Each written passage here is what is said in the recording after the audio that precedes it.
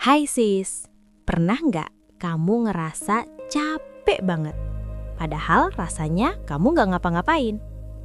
Udah tidur cukup, udah istirahat, tapi bangun tetap loyo, lemas, kosong. Kayak baterai HP yang lowbat, tapi entah kenapa nggak pernah penuh. Biasanya di titik ini, kita langsung nyalahin diri sendiri. Aku males ya? Aku kurang semangat ya? Tunggu dulu sis, aku perlu kamu dengerin ini baik-baik. Dan kalau bisa, tonton sampai akhir.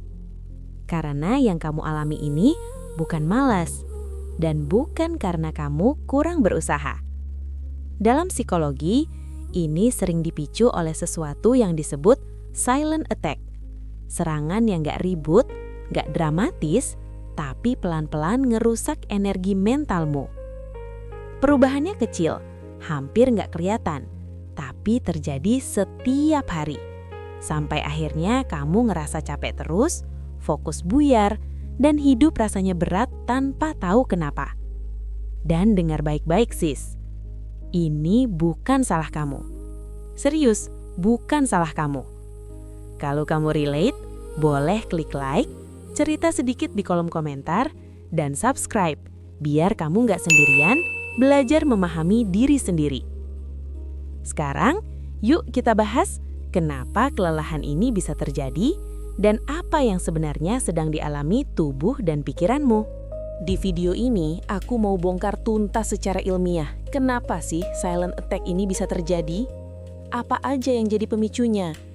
Dan yang paling penting, aku akan kasih kamu strategi konkret, strategi nyata yang berbasis neuroscience. Strategi yang udah terbukti untuk merebut kembali energi kamu yang udah hilang dan bikin fokus kamu balik lagi tajam kayak pisau baru. Jadi, siap-siap karena kita akan bongkar rahasia otakmu bareng-bareng. Jadi begini sis, otak kita itu dirancang untuk satu tujuan utama, efisiensi energi. Otak itu pemalas akut sebenarnya. Dia selalu cari cara tercepat dan termudah untuk mengerjakan sesuatu, supaya nggak banyak energi yang terbuang. Ini adalah mode defaultnya. Tapi, di era digital yang serba cepat ini, otak kita menghadapi musuh bebuyutan baru yang namanya cognitive overload. Bayangin deh, kamu lagi nyantai di rumah, tapi tiba-tiba ada 10 orang nawarin barang-barengan. Notifikasi HP bunyi terus, kamu disuruh milih menu makan siang sambil mikirin tugas kantor. Plus ada anak kucing nyangkut di pohon depan rumah. Pusing kan?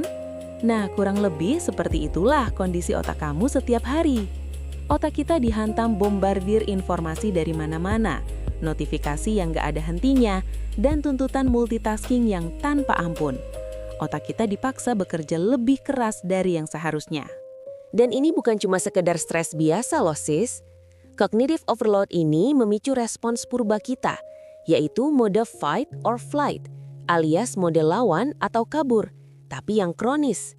Bayangin, kamu nggak lagi dikejar harimau, tapi otak kamu mengira kamu lagi dikejar harimau setiap saat. Ini mengaktifkan sistem saraf simpatik kita, bikin tubuh kamu tegang terus. Dampaknya, produksi hormon stres kortisol naik drastis. Kalau kortisol ini tinggi terus, neurotransmitter vital seperti dopamin yang bikin kamu termotivasi dan serotonin yang bikin kamu bahagia, itu terkikis habis-habisan. Kayak cadangan air di musim kemarau. Makanya, wajar kalau kamu jadi lemas, nggak semangat, dan gampang bad mood. Nah, ini ada bukti ilmiahnya dari University of California, Berkeley. Mereka menemukan kalau decision fatigue atau kelelahan akibat pengambilan keputusan, itu bisa menghabiskan glukosa di otak kita. Glukosa itu bensinnya otak sis. Jadi meskipun kamu cuma rebahan sambil scrolling medsos, tapi kamu terus-terusan dihadapkan pada keputusan, itu setara dengan kamu lagi lari maraton, tapi di dalam kepala. Bayangin, glukosa otak kamu terkuras habis, kayak kamu habis olahraga berat, padahal fisik kamu sama sekali gak gerak. Pantesan aja kamu merasa lelah, meskipun gak ngapa-ngapain, ya kan? Yang lebih parah lagi, ini membentuk siklus umpan balik negatif yang bikin kamu terperangkap. Semakin lelah otak kamu, semakin sulit dia memproses informasi. Nah, karena memproses informasi jadi sulit, otak kamu harus bekerja lebih keras lagi, dan itu justru menguras energi lebih banyak lagi. Jadi, kamu masuk ke spiral kelelahan yang berulang dan makin memburuk. Kayak lagi di treadmill, lari terus tapi nggak sampai-sampai, dan kamu makin capek aja. Ngeri kan? Tapi tenang sis, setelah ini aku akan bongkar gimana cara keluar dari jebakan ini. 1. The Digital Detox Micro Breaks. Ini yang pertama dan paling gampang buat kamu mulai sis. Prinsipnya simple, kasih otak kamu tombol reset singkat.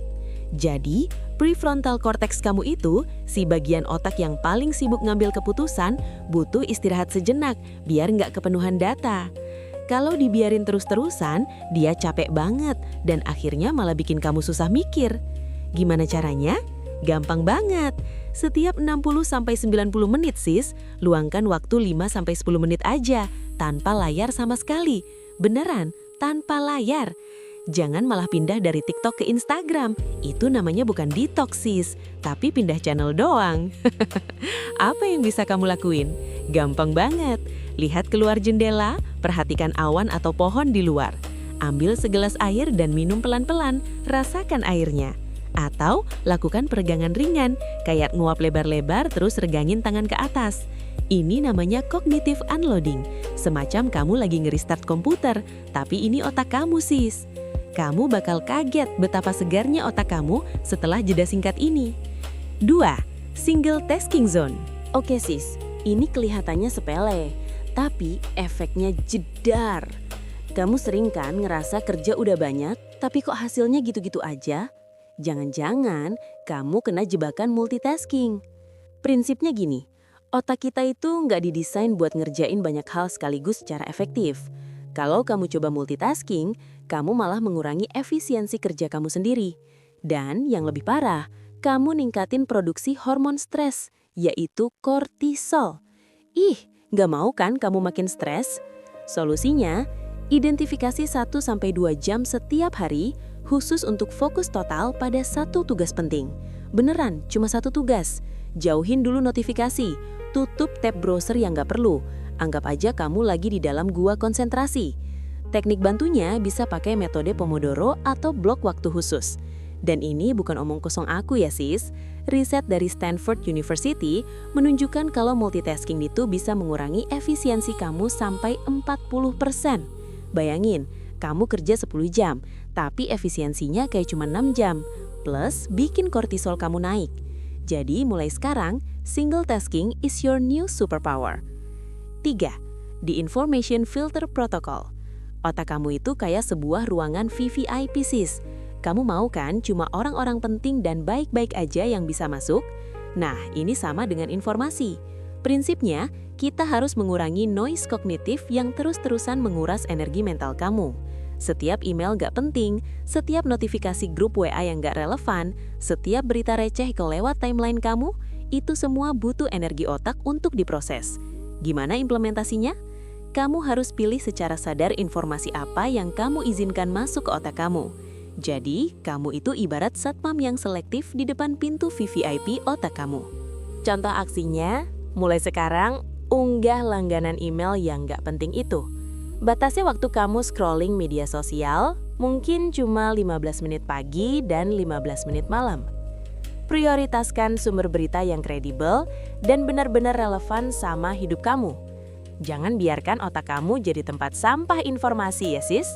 Kamu berhak mendapatkan informasi yang berkualitas. 4. Decision Minimization System. Pernah dengar kenapa Steve Jobs atau Mark Zuckerberg selalu pakai baju yang sama setiap hari? Bukan karena nggak punya baju lain sis. Ini adalah contoh sempurna dari Decision Minimization System. Prinsipnya, hemat energi mental yang berharga untuk keputusan-keputusan penting dan strategis. Otak kita punya kapasitas terbatas untuk mengambil keputusan setiap harinya. Setiap kali kamu mikir, pakai baju apa ya hari ini? Sarapan apa ya? Lewat jalan mana ya? Itu semua menguras sedikit demi sedikit energi otak kamu. Kalau energi ini habis buat hal-hal receh, nanti pas ada keputusan besar, otak kamu udah loyo duluan. Jadi implementasinya, Otomatisasi atau standarisasi keputusan-keputusan kecil sehari-hari kamu. Contohnya, tetapkan menu sarapan yang sama selama seminggu. Punya seragam harian sederhana kayak Jobs dan Zuckerberg. Atur rute perjalanan kamu biar nggak usah mikir lagi di jalan. Dengan begitu, energi mental kamu yang berharga bisa kamu alokasikan buat mikirin ide-ide brilian atau solusi masalah penting. Kamu jadi lebih fokus dan nggak gampang capek mikir. 5. Recharge rituals. Terakhir, dan ini gak kalah pentingnya sis, kamu butuh ritual untuk mengisi ulang. Anggap ini bukan kemewahan, tapi kebutuhan biologis otak kamu. Prinsipnya, kamu perlu meningkatkan neurotransmitter positif dan mengurangi stres secara sengaja. Ini penting banget buat kesehatan mental dan energi kamu. Jangan tunggu kamu beneran capek atau stres, baru nyari hiburan. Jadwalkan. Dedikasikan waktu setiap hari untuk aktivitas yang terbukti efektif mengisi ulang energi dan mood kamu. Ini adalah maintenance wajib buat otak kamu, sis. Contoh aktivitasnya, meditasi singkat 5-10 menit. Ini bisa bantu menenangkan pikiran kamu yang berisik. Jalan kaki santai di alam, meskipun cuma di taman dekat rumah. Dengerin musik menenangkan yang kamu suka sambil pejamkan mata sejenak. Atau bisa juga dengan melakukan hobi ringan yang kamu nikmati, tapi yang nggak melibatkan layar ya. Kegiatan-kegiatan ini membantu otak kamu melepaskan bahan kimia kebahagiaan dan mengurangi kortisol, sehingga kamu merasa lebih segar, positif, dan siap menghadapi tantangan lagi. Jadi sis, ini bukan cuma tips biasa. Ini adalah strategi neuroscience yang bisa kamu terapkan langsung untuk merebut kembali energi dan fokus kamu. Mulai dari mana dulu? Pilih salah satu yang paling gampang buat kamu mulai hari ini. Yuk, coba dan rasakan sendiri perbedaannya. Kamu gak akan nyesal, sis. Nah, sis, setelah kamu dengerin semua protokol tadi, aku yakin kamu udah punya amunisi baru buat nge-charge ulang diri kamu. Dengan kamu rutin terapin ini, aku jamin deh, kamu bakal mulai merasakan lagi energi yang kayaknya udah lama hilang entah kemana. Plus, kejernihan pikiran yang bikin kamu mikir, waduh, ini kok kayak aku yang dulu lagi ya, malah lebih asoy. Aku harap banget ini bisa jadi langkah awal kamu buat kembali jadi versi terbaik diri kamu, sis. Versi yang semangat, fokus, dan pastinya happy. Tapi tunggu dulu, sis. Perjuangan kita belum selesai. Di video selanjutnya, kita bakal ngulik lebih dalam lagi rahasia superpower buat otak kamu. Tidur. Iya, betul. Kita bakal bahas gimana caranya optimalin kualitas tidur kamu biar otak kamu itu bisa regenerasi maksimal. Ini penting banget, sis. Biar otak kamu kuat kayak benteng pertahanan dari serangan diam-diam di masa depan. Serangan kayak stres yang gak ketebak, deadline mendadak, atau bahkan drama tetangga. Penasaran kan gimana tidur bisa jadi senjata rahasia kamu? Makanya, jangan sampai ketinggalan video selanjutnya ya sis. Aku tunggu.